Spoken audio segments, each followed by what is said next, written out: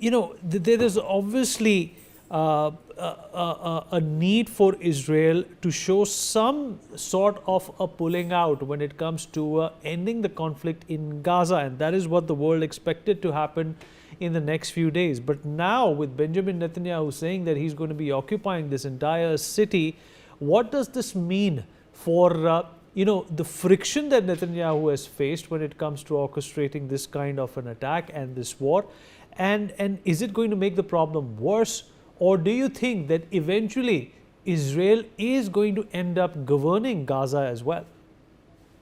A little difficult to say what will happen eventually, but right now, I think the situation has deteriorated in such a manner that the Hamas appears to be emboldened and strengthened, and are refusing to, release the hostages or even, talk towards a peace, move towards peace.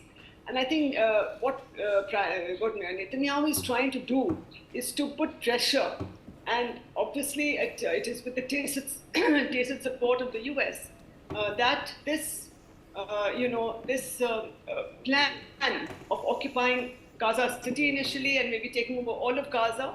And then he even talks of handing it over to some Arab government. So it's all this looks like partly escalation of the war, and also putting pressure on the Hamas, which doesn't seem to be in any mood to negotiate.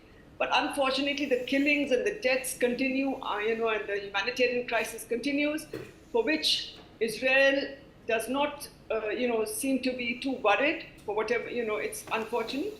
And the Hamas doesn't seem to be worried. So I think the Hamas needs to also, come forward. And President Trump says, "I've tried, and there was going to be a peace deal, but it didn't happen."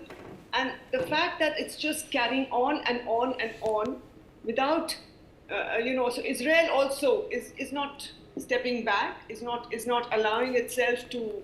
To negotiate, or not allowing wanting to it not showing its intent to negotiate and find a settlement to this issue. Given the current geopolitical sort of changes that are taking place around the world, and including in the Middle East, I think the situation is not very good even for Israel. And 2 or 3 countries like France, etc., have said that they will recognize a Palestinian state. I think is a message, and I think what Netanyahu is trying to say is that this is not acceptable, and at least as far as Gaza goes, it will come to us. And we will occupy it, and then we will do and hand it over to an Arab state, or we don't know what exactly they will do. And so it has become a very fluid and uncertain situation, and the war there seems to be no end in sight to the ongoing war.